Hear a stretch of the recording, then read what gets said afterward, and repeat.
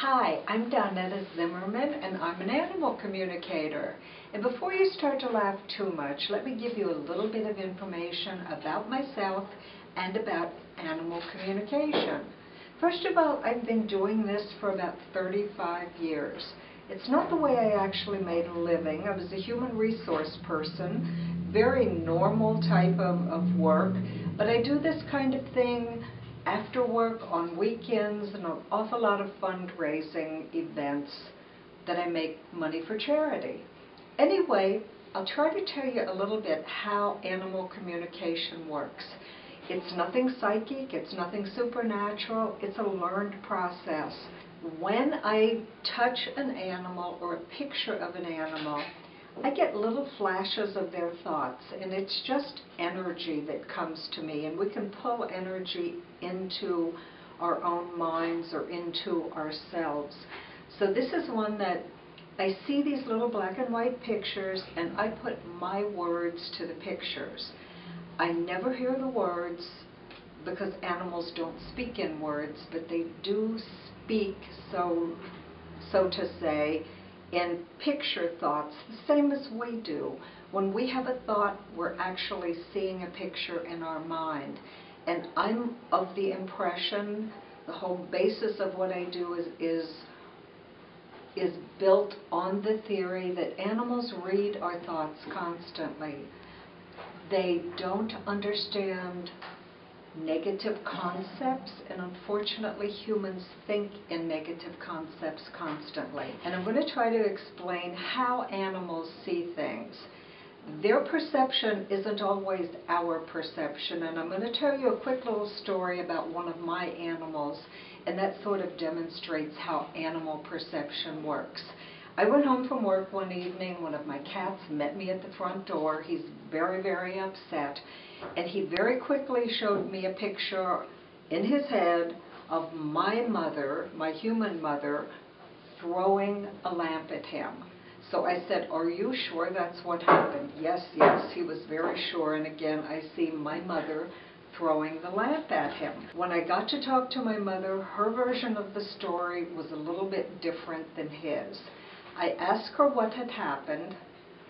We live in the same house, so she was right there with me. And her version is that he had been playing with the other cats, and at some point in time, he must have gotten tired, climbed up on an end table, and went to sleep. Later, another cat ran through the room. My guy jumps up. He's going to go off and play and join the chase. But in the process of getting up and jumping off of the end table, his back foot caught in the lamp cord. So he is jumping, lamp is sailing after him, and my mother is trying to catch the lamp. So he does not see it as catching the lamp.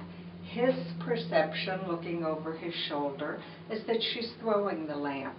So had that been someone else's animal, I would have said a lady threw a lamp at him, and I would have been wrong. But I always tell people to let me know when something doesn't make sense to them, and I'll try to see it from a different point of view. The problem that most people deal with, and I've answered for dozens of people, is things about bad bathroom behavior.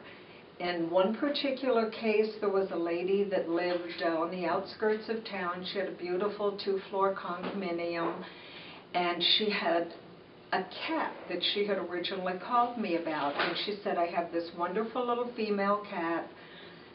Every day she wets or does some kind of a bad bathroom behavior problem right at the top of my second floor." And when I got there, she actually had 3 cats. She had 2 males and a female. They got along beautifully as far as the woman was concerned, and I have to agree, they did get along beautifully. But what the female cat told me is that when the lady went to work, the 2 male cats would chase her up the steps, and one or the other, or both of them, would guard the steps for the whole time the lady was gone and not allow her to come back down the steps.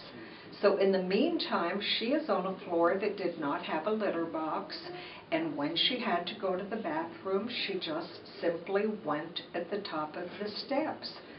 When the lady came back home, the other two would leave the steps and they would allow the female cat to come down. And it appeared as if she had been down there almost all day. One way that animal communication has helped a lot of people, and this is probably the biggest benefit that I have to give people as an animal communicator, is that most of the time I can explain why an animal has a bad behavior problem or why it's doing something that no one in the family can quite understand. So that's the kind of thing I can explain.